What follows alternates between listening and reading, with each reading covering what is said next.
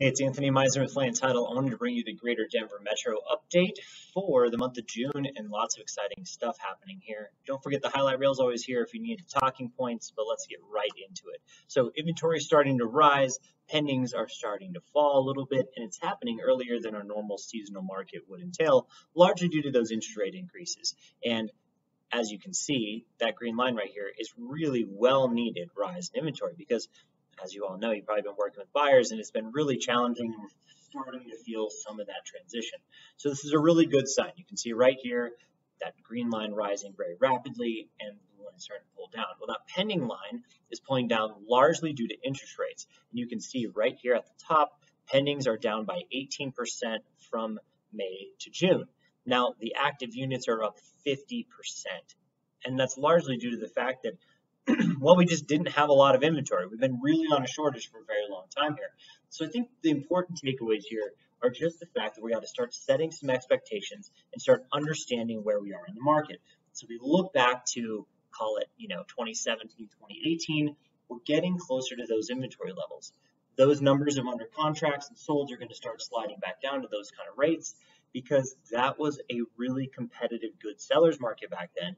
But in 2018, we saw a lot of rise in inventory, largely due to starting to see hikes in interest rates. So here's where we got to go look towards the next section of this. We got to look at active units. We're going to digest this a little bit. We're not even at those 2020 levels, which means there's not at those 2019 levels. We're well above where we were by, a couple thousand units at this point compared to last year. But remember, we were scraping the bottom of the barrel at the beginning of this year, just like we were that time in 2021. So there's a lot to be said here. Year over year, places like Douglas County are up over 100% in inventory.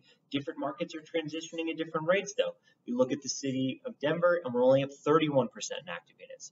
So this is a big takeaway. There's not a lot of change that's consistent across the marketplaces. Are they all going to rise? Yes. It's just a matter of what time and how fast. So make sure you're using those local insights we provide to work with those clients in all the different markets, whether that's the city of Denver or the city of Parker, because they're experiencing very, very different things here. Now, let's get into the month supply of inventory. This is at 1.16 right now, which is really, really low, right? This is an extreme seller's market. 2021 was totally the anomaly. At the beginning of this year, same thing. We'd be lucky if we ever see something like that again in our lifetime. Let's hope not, at least, right? Because none of us want to go through that COVID stuff again. And what's happening is we're getting back to some more normalcy. We're already in this huge seller's market, right? The pendulum has swung so far that it's starting to swing back. But a balanced market isn't until 4 to 6 months of inventory. So yes, year over year, we're up 80%. But we went from nothing to something. And so now we got to reset our expectation levels. But going into a rising inventory environment, what does that mean? Well, it's largely changing based off of buyer demand.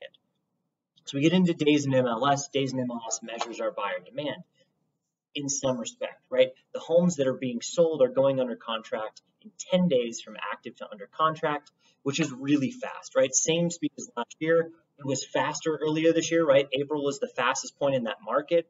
And it's just going to slowly creep up, right? If we look back in history, it would be no surprise to see 20, 30, 40 days in the MLS, active to under contract. So that's where we're headed probably, right?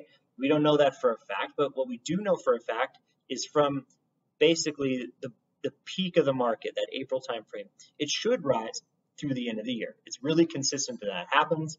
And so that's kind of where we are. Even though things are going under contract fast, if you overprice it, it's going to sit, right? If it's not buttoned up, it could sit. And we don't want to see that, right? Your clients definitely don't want to see that either. So that's the next big takeaway. If you guys are working with clients based on price point, which you probably are, this is great for your buyers, right? You can really see here. If it's under 600,000, it is probably not as many sales as we've seen in the past. A lot of those have ratcheted up in price range. It's a lot harder to qualify with higher interest rates down there. If you're in the luxury market, though, if you're over $1 million, you're over $2 million, it just doesn't seem to be affecting the market in the same way. Those people are a little bit more resilient to those interest rate hikes because they can weather the payment and they understand that they can refinance out of it later, or they might just be paying cash for it. So we're seeing a lot of sales still up in the luxury range, but like I said, we're really starting to see those sales slip under 600,000.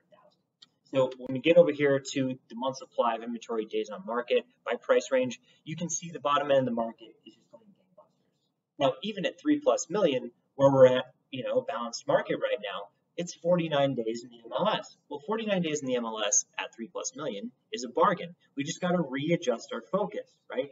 We've been seeing stuff come off the market so quickly for so long that sometimes we got to start understanding what's happening. Now, articulating that to your client is always the hard part, right? So that's why these slides are available. Now, if you're working with somebody that's at 500,000 to 600,000, we have less than a month of inventory. They're going under contract in 8.5 days on average. The median is probably closer to 6. So there's bidding wars still taking place. There's a lot of showings, right? This is still a very seller strong market. So it really depends on where you're at in that market, price range wise, as to how it's interacting.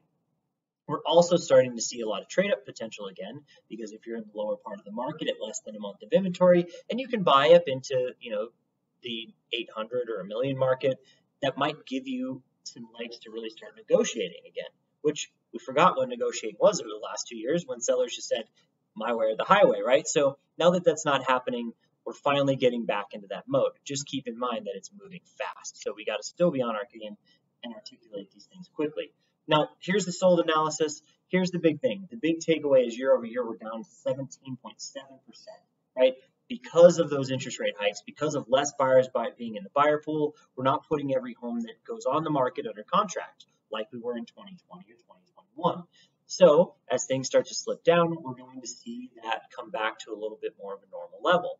That's it's a great thing, really, because the affordability in this marketplace can't handle much more of that. We don't want to see Colorado become completely unaffordable like some other places in this country have. You can really see, though, a lot of this is slipping in at different speeds, right? Broomfield was down 22%, but you have places like Jefferson County that only were down 15% in sales. So places with inventory had a better chance at this, right? Now, the other thing that everyone wants to talk about a lot is average sales price. Average sales price is finally starting to slow down. That year-over-year change is only up 11% right now, which is dramatically different than what we saw a year ago or 2 years ago, where we were at 20+%, which was really, really tough to swallow. But the average homeowner still has made $80,000 since this time last year, which is incredible. Our average sales price is at $800,000, which is just climbing all the time. So definitely something still to talk about, right? This is a really important fact that we really start dialing in that and helping our buyers and sellers understand where the market's going, right? This is going to continue to slow. It's just not going to go negative, right? We're not in a bubble. We just have a huge inventory shortage. And as that starts to catch up, we're going to start seeing that average sales price decrease. So this is a good one to help articulate this to consumers, right? The peak of the market back in April and May, that was where we kind of hit our peak of sales. And now that interest rates are higher and now that buyers have slowed their demand, even though sales are coming on the market, you're going to see us below last year's numbers probably through the rest of the year. Just reasonable expectations will show that. The year-over-year number, or for year to date, we're down about 8.5% in sales. It could be a lot worse, right? And if you look somewhere like Boulder County, it would be double that. So the extreme swings are going to take place. Denver is really, really insulated from this. So much net immigration. They have so many millennial first-time home buyers that the sold numbers are going to remain strong for those who can still purchase. All right, so let's take a look at one more thing. The last thing that's worth talking about here is our percentage sold price to list price.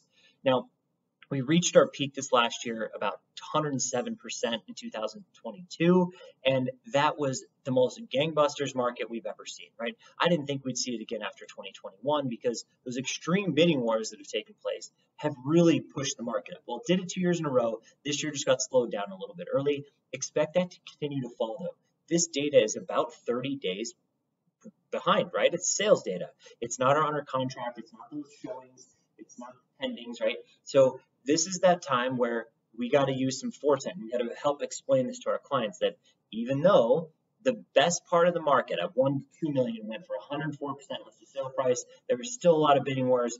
That's starting to slow down. We've seen that trend since April, and we really need to help them understand that that isn't our expectation going forward. We're coming back to reality, right? Being at 100% would be fantastic if we could get back to just some normalcy. If you looked in 2020, In 2020, we didn't really get into those bidding wars until all the way till the end of the year, whereas we slowly saw that rise in demand when people didn't realize we weren't leaving that COVID situation anytime, and they started reevaluating their housing situation. The big thing here is just helping them understand that getting at asking price is actually really great. They could absolutely be under asking price for all the time, right? Up in the mountains, most times when you see 98% listed sale price, that's an incredible seller's market still. So here we are at 103% listed sale price. The best seller's market that we've ever seen was over the course of the last 2 years. They didn't miss the boat. They've already captured all that appreciation. Now we got to reframe our focus and continue moving forward. The attached market is very similar, right? Right in line with that. It's largely due to inventory shortages that we see these bidding wars. And now that inventory is starting to rise, we're starting to see those bidding wars come down again. I'm Anthony with Land Title. If you have any other questions or you need other sub-market data, I'm always here to help. Catch you on the next video.